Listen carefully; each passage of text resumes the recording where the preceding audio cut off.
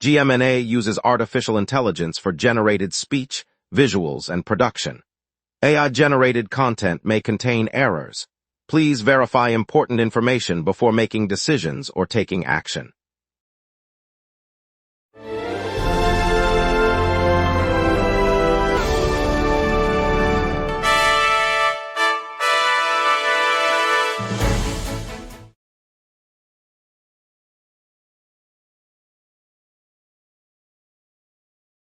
Good evening, Chicago. Tonight we'll break down the DUI homicide crash on the Stevenson Expressway, discuss the marginal severe weather risk for Tuesday, and give you a quick look at today's traffic, plus a spotlight on Froyo Startup Mikono. Miles, what do you make of that?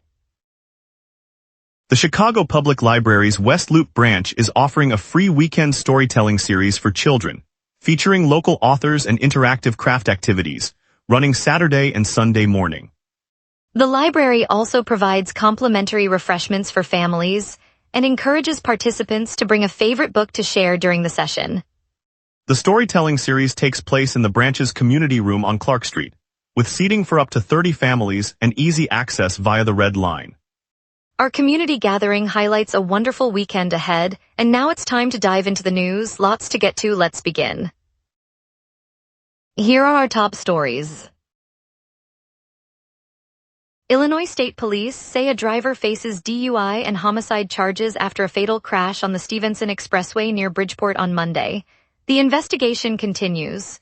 Delia Vasquez has the full story. The crash unfolded on the Stevenson Expressway near Bridgeport on Monday evening, when a single-vehicle collision turned fatal. Illinois State Police say the driver, whose identity has not been released, was found to be under the influence of alcohol. Investigators have filed charges of driving under the influence and homicide, alleging the impaired driving directly caused the deaths. Emergency responders arrived within minutes, but the victim did not survive. The investigation remains ongoing as officers piece together the events that led to the tragedy. No additional injuries were reported, and traffic on the expressway was rerouted while the scene was processed. The expressway stayed shut for hours as crews cleared the scene, forcing drivers onto side streets. A homicide conviction could bring a long term. Delia Vasquez, GMNA News, Bridgeport. Rescue crews on Saturday night located and retrieved 9 student hikers who had become lost while climbing the Indian Staircase at Red River Gorge, Kentucky. The group, composed of students from Illinois and Indiana, sent a distress call after the steep ascent left them disoriented. Kentucky emergency responders arrived on the scene shortly after the 9:30 p.m. call and conducted a coordinated search through the rugged terrain. All 9 hikers were safely escorted back to the trailhead before sunrise. Officials noted that the Indian Staircase is a notoriously challenging section of the gorge, which draws many outdoor enthusiasts despite its difficulty. Kentucky rescue officials coordinated the effort with local fire departments and volunteer mountain rescue teams. The operation concluded without injuries, and the rescued students were reunited with their families later that evening. State officials said they will review safety signage on the Indian Staircase following the incident. Late Sunday night, around 11:05 p.m., 3 men slipped and fell into the water at 31st Street Beach on Lake Michigan. A nearby witness saw the incident and, together with Chicago Fire Department personnel, pulled the men from the lake. Chicago Police Department officers arrived shortly after. 2 of the men were revived and taken to the University of Chicago Medical Center, where they survived. The 3rd man was pronounced dead at the hospital. The tragedy underscores the danger of walking near the shoreline after dark. The fire department and police thanked the witness for quick action that saved 2 lives. The Chicago Police Department confirmed the 3 individuals remain unidentified pending notification of next of kin. Responders noted that the lake's near-shore temperature was low, worsening the situation. The deceased was identified as an adult male and his family has been informed. Chicago police are searching for a masked dirt bike rider who struck a 45-year-old cyclist on Lakefront Trail at 1400 North Lake Shore Drive on July 20, 2026, at 3:47 p.m. Grady Sokolowski has full story. The scene is the Lakefront Trail near 1400 North Lake Shore Drive, where a masked rider on a dirt bike slammed into a female cyclist in broad daylight. The woman, 45 years old, was thrown from her bike and suffered serious injuries, prompting emergency responders to rush her to a nearby hospital. Police say the rider sped off immediately after the collision, leaving no witnesses who could identify him. Officers are now canvassing the Gold Coast area and reviewing trail camera footage, urging anyone who saw a masked biker on a dirt bike at 3:47 p.m. on July 20th to contact authorities. Grady Sokolowski, GMNA News, Gold Coast. Police are searching for 3 men suspected of killing a 29-year-old man after an argument on Chicago's southwest side. The shooting occurred around 10 p.m. on August 16 in the 6100 block of South Campbell Avenue within the Chicago Lawn neighborhood. According to the Chicago Police Department, 4 men were present when the dispute turned violent and the victim was fatally shot. Officers have identified 3 attackers but have not released their names. The department classified the incident as a homicide and has assigned detectives to the case. Crime scene investigators processed the location for ballistic evidence. Neighbors reported hearing multiple gunshots and seeing the suspects flee on foot toward nearby streets. The police response included a perimeter and a canvass of nearby residences. The investigation follows a pattern of recent firearm incidents in Chicago's southwest side, prompting heightened patrols in the area. Later, we'll break down the O'Hare jet standoff and what it means for travelers, plus more. We will be right back. Every day, important stories happen across the city before any news crew arrives. Sometimes the very first person at the story is you. When you witness something newsworthy, open the GMNA Citizen Reporter app and start your report. The app guides you through every step while your report is delivered directly to the GMNA newsroom. Every submission is reviewed by our editorial team, and approved reports may be featured on GMNA. Get the GMNA Citizen Reporter app today at my.gmna.ca. Your city, your news. Welcome back. Emergency crews converged on an American Airlines jet on the O'Hare runway Monday afternoon after it touched down from LaGuardia. At roughly 4 p.m., Chicago Fire Department engines, airport fire trucks, and an NBC Sky 5 helicopter formed a perimeter around the aircraft while air traffic control halted runway operations. Officials said no passengers were evacuated and no transport vehicles were dispatched from the scene. The reason for the response has not been released, but the airport announced a temporary delay for arriving flights while investigators assess the situation. Chicago police have not reported injuries, and the airline confirmed the flight completed its journey without passenger injury. The runway is expected to reopen once the investigation concludes, and airlines are advised to monitor further updates from O'Hare management. Authorities said a full report will be released after the investigation is completed. The Storm Prediction Center and NBC5 storm team have placed the Chicago area under a marginal severe weather risk, with storms expected Tuesday afternoon and early evening after several quiet days. Delia Vasquez has the full story. Marginal risk of severe weather hangs over the city Tuesday as forecasters keep a close eye on the skies. The Storm Prediction Center, together with NBC5's storm team, has placed Chicago under a marginal severe weather outlook for Tuesday afternoon through early evening. After a stretch of quiet days, the models are showing enough instability and wind shear to spark isolated thunderstorms that could produce brief heavy rain, gusty winds, and occasional hail. Forecasters note the timing aligns with typical late-day heating that fuels storm development. The threat remains limited, but the afternoon and early evening windows carry the highest chances.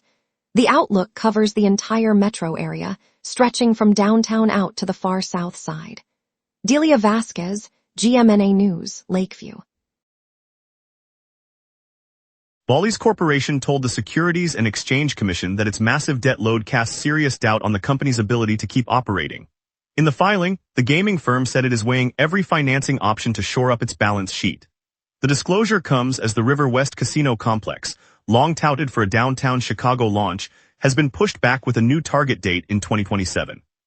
A lingering dispute over video gaming equipment at the site adds another layer of uncertainty for the project. Regulators and investors will be watching closely as Bally's seeks additional capital, while city officials remain focused on ensuring the development meets all licensing requirements before construction can resume. The situation underscores the financial risk tied to the delayed casino and its impact on the River West neighborhood. Starting in September, the Chicago Transit Authority will roll out a year-long pilot that puts trained mediators and mental health professionals on red, blue, and green line trains. The $10 million initiative approved by the CTA board aims to intervene in violent encounters and mental health crises before they escalate. Riders will see the new staff stationed in each car, working alongside the recently expanded security presence. Officials say the program is designed to de-escalate situations that have plagued the system, offering an alternative to police response. The pilot will run for 1 year, after which the authority will evaluate its impact and decide whether to expand the model citywide. The CTA hopes the added expertise will improve passenger safety and restore confidence in public transit across the city. The move follows recent investments that added more uniformed officers and upgraded camera systems throughout the network. Illinois Governor J.B. Pritzker toured Chicago's storm-damaged neighborhoods today and signed a temporary 3-year rebate bill aimed at reimbursing homeowners for flood damage repairs. Imani Whitfield has the full story. Governor J.B. Pritzker walked the flood-scarred streets of Chicago today, pointing to water-logged homes and cracked sidewalks as he surveyed the damage left by last week's storms. Standing beside a family whose kitchen ceiling collapsed, he announced the signing of a new state bill that launches a temporary rebate program lasting 3 years. The legislation lets eligible homeowners file for reimbursement on repair costs tied to flood damage, extending the existing home equity assurance options. State officials said the measure is designed to get money into residents' hands while reconstruction crews clear debris and restore utilities. Pritzker emphasized that swift financial aid will help families rebuild without waiting for longer-term aid programs. Imani Whitfield, GMNA News, Lincoln Park. Now let's get a look at tonight's forecast with our meteorologist coming up next. A steady high-pressure ridge and a western jet stream keep tonight's skies clear and temperatures modest. The all-time high for August 17th fell at 87 degrees Fahrenheit in 2015, a blistering peak that arrived during a lingering heat wave across the Midwest. The record low, 53 degrees Fahrenheit set in 2025, slipped in during an unseasonably cold snap linked to a polar air intrusion. By contrast, today's climate normal hovers around a high of 74 and a low of 63 degrees Fahrenheit.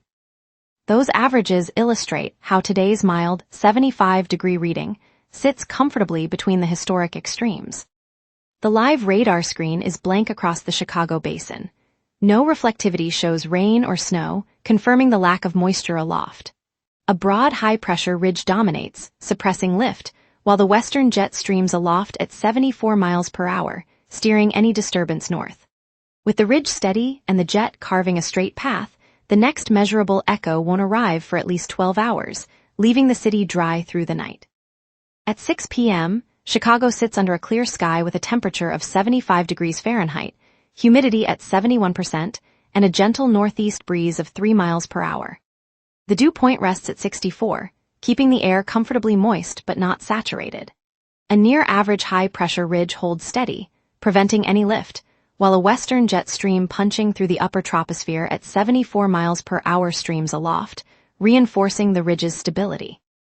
That combination locks in today's modest warmth and guarantees a dry night. The UV index reads 7, and the strongest wind gusts will reach 13 miles per hour from the southeast later this evening. No weather alerts are in effect, so the city can expect clear skies through the overnight hours. Looking ahead, the next 5 days stay under the same high-pressure ridge, keeping the jet stream to the west and blocking frontal systems. Tuesday brings a high of 77 and a low of 64 degrees Fahrenheit under clear skies, a modest rise as the ridge drifts east. Wednesday cools to a high of 73 with the low at 64, still dry. Thursday climbs to a high of 75 and a low of 68, the ridge bulging north. Friday repeats Tuesday's warmth with a high of 77 and a low of 66, all clear. Saturday edges warmer at a high of 79 and a low of 70, but a 30% rain chance appears as a weak disturbance nudges the ridge's southern edge. No alerts are expected. And that's your weather. Remember, the local sunset is also available as a podcast. Listen anytime on Apple Podcasts or wherever you get your podcasts. Stay tuned for traffic updates, a look at the Cubs, roster changes, and our Macono Froyo spotlight. We will be right back.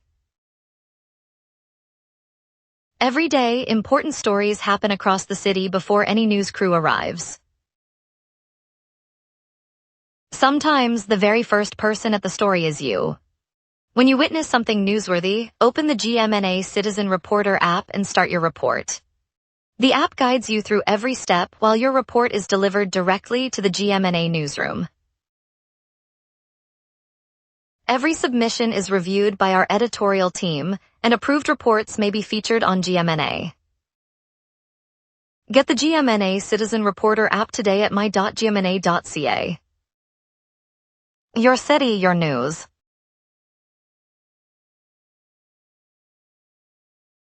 Clinton Street is closed between Chicago Street and Scott Street, forcing drivers onto nearby Michigan Avenue and the Lake Shore Drive on-ramp. Expect a steady queue of about 15 minutes through the loop, especially for anyone heading west toward the West Loop or the near west side. All other major arteries, Lake Shore Drive, the Kennedy, and the Dan Ryan, are moving freely, so you can rely on those routes for the rest of your evening commute. On the CTA side, the Harlem Station elevator remains out of service, so riders with mobility needs should plan for stairs or use the nearby Red Line stations at State and Lake. Additionally, the 59th and Knox bus corridor is running a temporary detour onto 60th Street, adding roughly 5 minutes for southbound riders toward the South Loop. Overall, traffic is light outside the Clinton closure, and transit is running on schedule aside from those specific adjustments. Adjust your route early and you'll avoid the bottleneck. Chicago's biggest splash lands this weekend with the Air and Water Show along the Lake Michigan shoreline, where daring pilots and daring divers will paint the sky and water in bright colors. It's the perfect excuse to grab a blanket and watch the city's skyline light up. If you're staying downtown, the final installment of Chicago Summer Dance is in full swing at Grant Park, offering free high-energy performances that let you feel the pulse of the city without spending a dime. A short drive southwest to Yorkville brings the Great Gathering, a DIY music fest set in open fields, promising 2 days of fresh, grassroots sounds for anyone craving a weekend escape from the city buzz. Meanwhile, the thought-provoking piece Anatomy of a Suicide runs at the Metal Shop Performance Lab and Junkheart Theater inside Red Twist Theater through August 30th, giving local artists a raw platform to explore difficult conversations. And now here's Theo with sports. Chicago's summer sports slate heats up with injuries, roster moves, and pivotal matchups. Dansby Swanson suffered a grade 2 oblique strain, landing him on the injured list for an estimated 4 to 6 weeks. His absence shuffles the Cubs' shortstop slot and forces the rotation to absorb Edward Cabrera's IL move, leaving depth questions ahead of the postseason. The White Sox, rebounding from a 102-loss 2025, have dominated the AL Central and stole 2 of 3 games from the Cubs in May. With Chicago teams now both chasing postseason berths, this series could mark the 4th year the clubs share a playoff season. The Bears have added former Lions defensive end Marcus Davenport, injecting fresh pass rush talent into a line that stayed static all offseason. His veteran experience pairs with existing starters, promising a deeper rotation and potential boost to Chicago's sack production as the regular season looms. Fans voted on Edward Cabrera's future after his blister-plagued start against the Cardinals, which produced 3 walks and a 6-run inning. Manager Craig Counsell says the rotation spot is under review, leaving the Cubs to decide whether to keep him or explore alternatives. The White Sox endured a 16-game stretch, posting a 4-2 finish while the staff logged a 4.11 ERA, ranking 16th league-wide and struck 50 batters, 13th in total. Offensively, they matched the Padres with 12 homers and a .285 average, keeping momentum alive.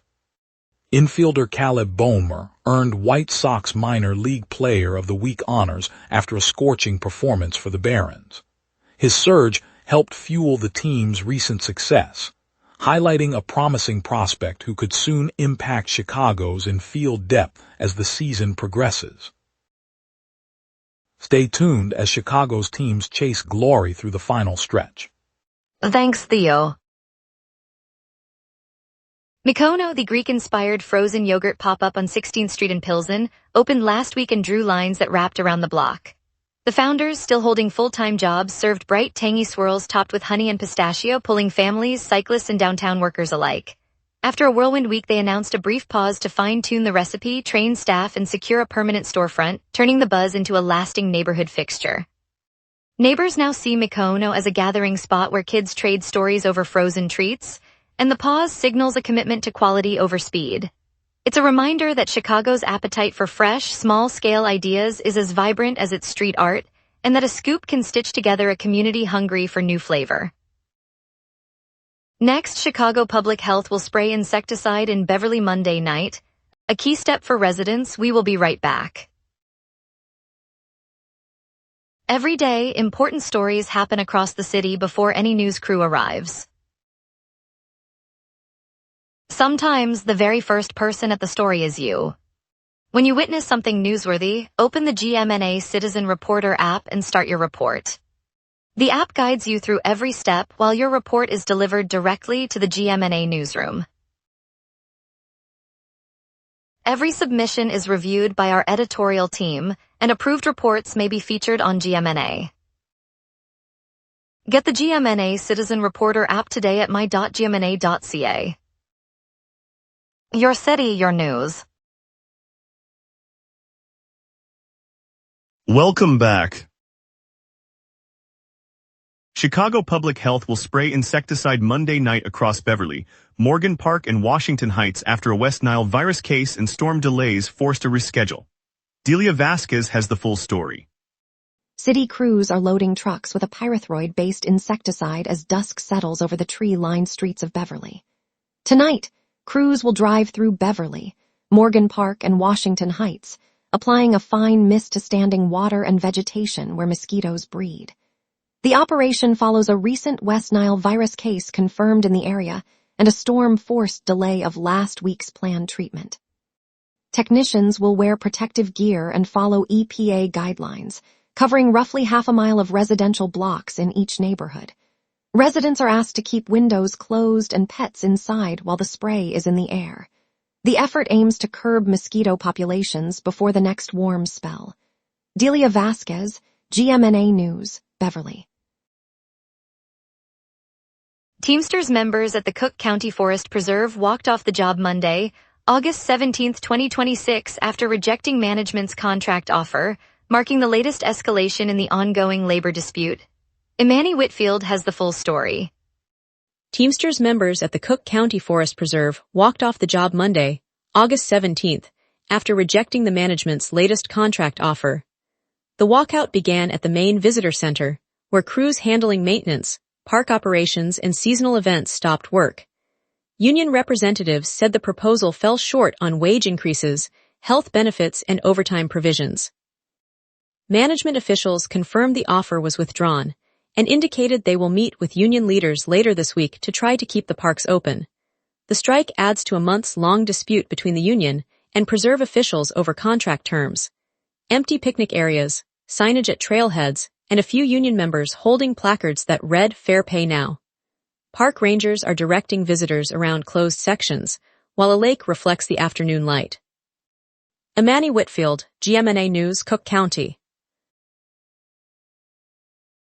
Thank you, Chicago, for joining us tonight. The brave rescue of 9 student hikers on the Kentucky Trail reminded us how quickly a community can come together. Stay safe, stay informed, and we'll see you back tomorrow for more stories that matter to our city.